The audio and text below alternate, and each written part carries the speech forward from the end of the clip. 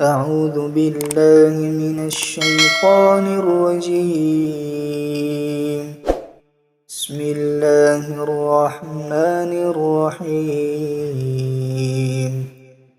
سبح اسم ربك الأعلى الذي خلق فسوى والذي قدر فهدى والذي أخرج المرعى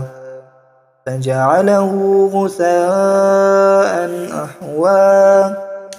سنقرئك فلا تنسى إلا ما شاء الله إنه يعلم الجهر وما يخفى ونيسرك لليسرى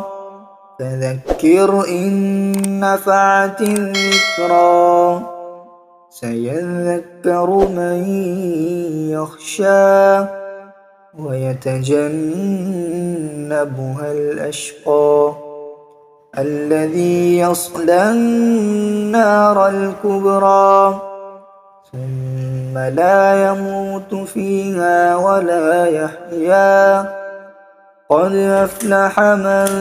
تزكى وذكر اسم ربه فصلى بل تؤثرون الحياة الدنيا والآخرة خير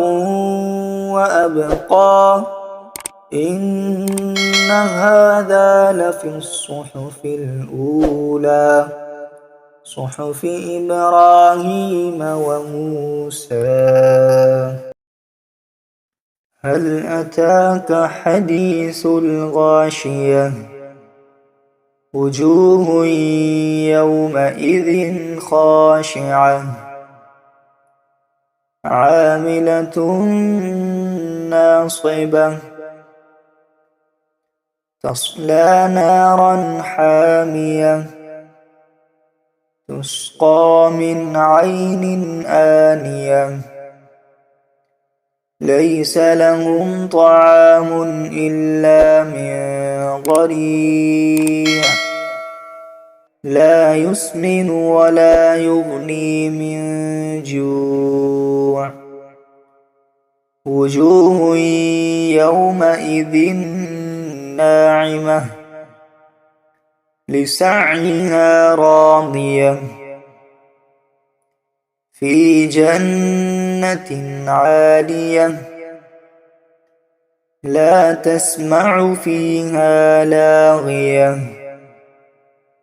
فيها عين جارية فيها سرر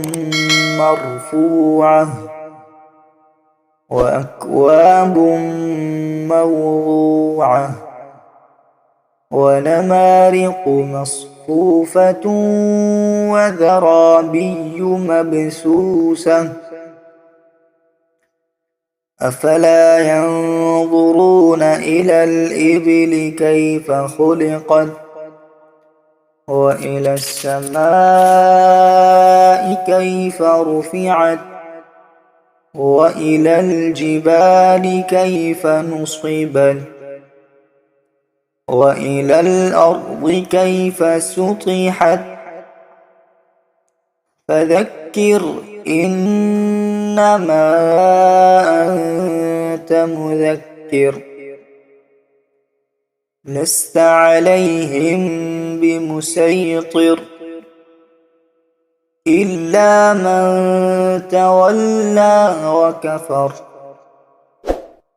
فيعذبه الله العذاب الأكبر إن إلينا إيابهم